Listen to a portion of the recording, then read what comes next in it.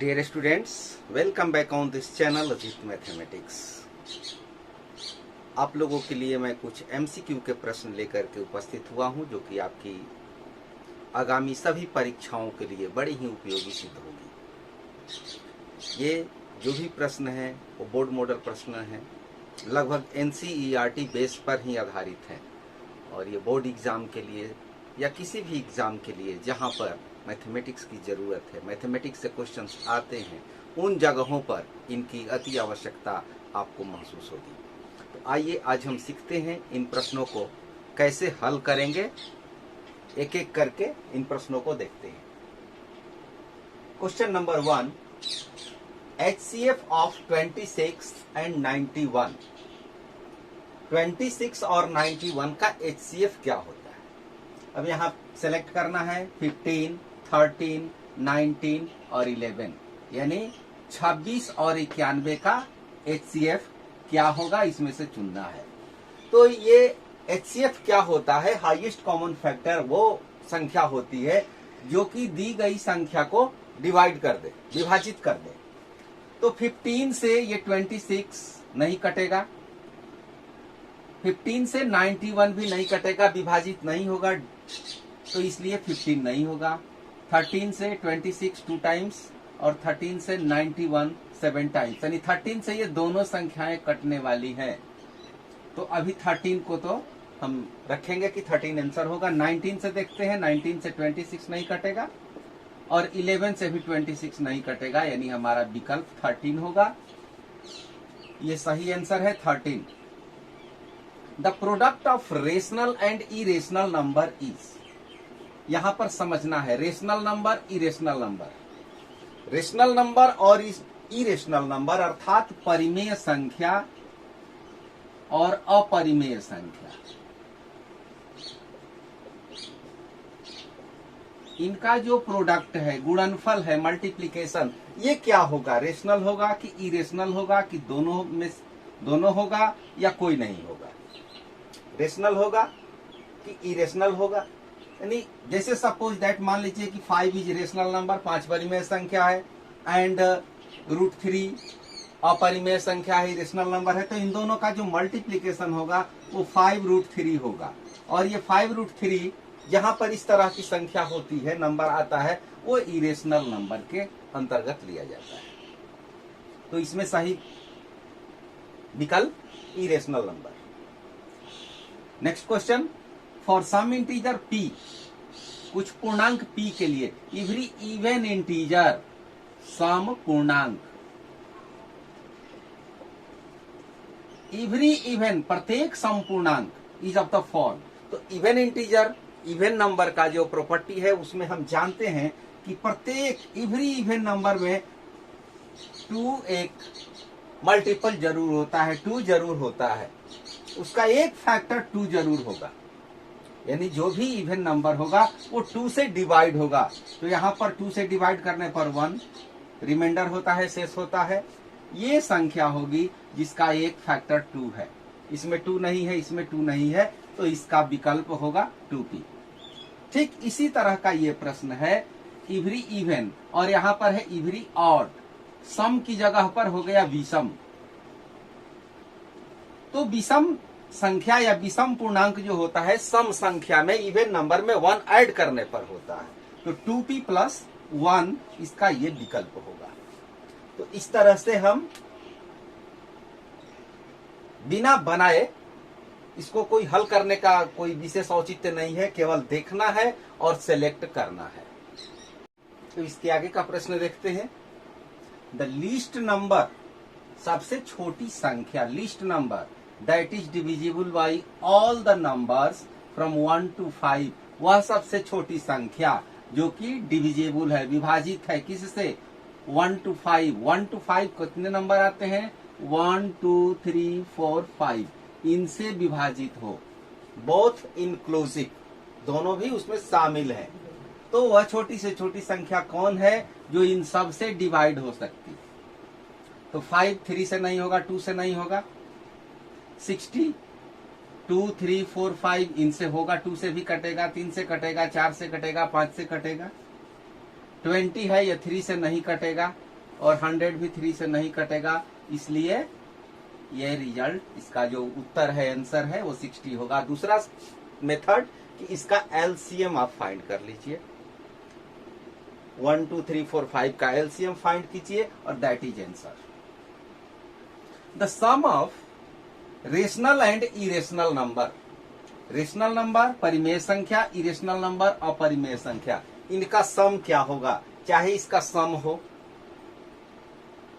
या प्रोडक्ट हो, addition, subtraction, multiplication and division, इन दोनों के बीच में कुछ भी हो, चाहे वो जोड़ हो, घटाव हो, गुणा हो या भाग हो, वो हमेशा इरेशनल होता है। ये समझने वाला प्रश्न है। The sum of two irrational number, दो अपरिमेय संख्याओं का सम क्या होगा, योग क्या होगा, हमेशा क्या होगा, इरेशनल होगा, हमेशा अपरिमेय होगा, या रेशनल होगा, या रेशनल होगा या इरेशनल होगा, यानी इन दोनों में से कुछ भी हो सकता है और इनमें से कोई नहीं होगा, नॉन ऑफ दीज। ये समझने वाला प्रश्न है। तो इसको हम कैसे देखेंगे, इसके लिए हम टेस्ट करते हैं, जांच करते हैं। हम टू इरेशनल नंबर लेते हैं और उनका सम देखते हैं कि क्या होता है।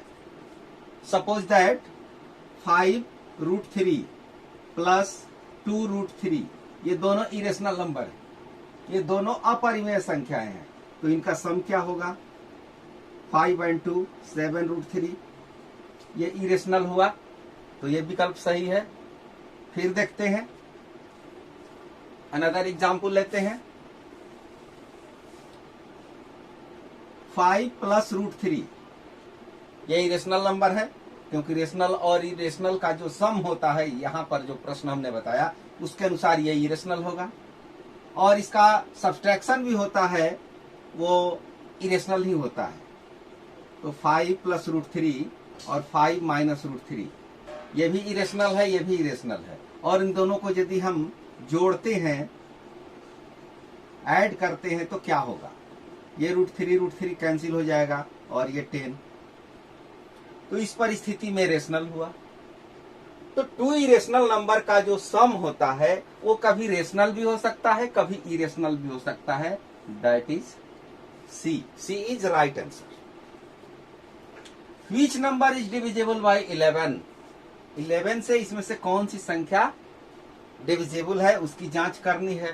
तो या तो आप 11 से डिवाइड करके देखिए कहां पर रिमाइंडर 0 आता है, कहां पर शेष 0 आता है, और नहीं तो दूसरा जो 11 का रूल है उसके अनुसार एक एक करके देखिए, अल्टरनेट करके सम देखिए।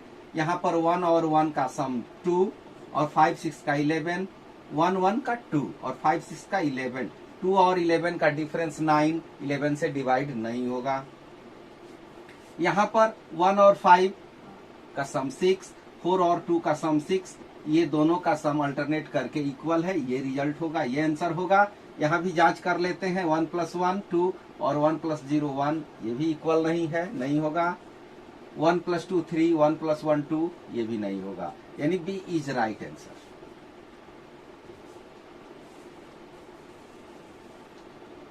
LCM of x and y where y is multiple of x, LCM of x and y where y is multiple of x, यानी y जो है वो x का मल्टीपल है, x के साथ कोई संख्या है जो इसमें मल्टीप्लाई हुआ है। तो सपोज y = mx, LCM है, LCM of x and y where y is multiple of x is given y, इसका जो LCM है इसमें से कौन हो सकता है, तो यही होगा, x और y का LCM y होगा, क्योंकि y क्या है, इसका प्रोडक्ट है। सपोज दैट मान लीजिए कि x का मान हम ले लेते हैं 4 और y का मान ले लेते हैं इसका मल्टीपल कोई नंबर 12 मान लीजिए, तो 12 और 4 का LCM क्या होगा, 12 होगा। कोई दूसरा नंबर ले सकते हैं, जैसे 15 ले लीजिए और 3 ले लीजिए, इसको y मान ले, इसको x मान ले, तो x की वैल्यू 3, इस क्वेश्चन पर यदि अप्लाई करें तो LCM of 3 and 15 where 15 is multiple of 3, तो इसका LCM क्या होगा, 3 और 15 का LCM क्या होगा, तो 15 होगा, 15 होगा, इसलिए वाई इसका आंसर होगा।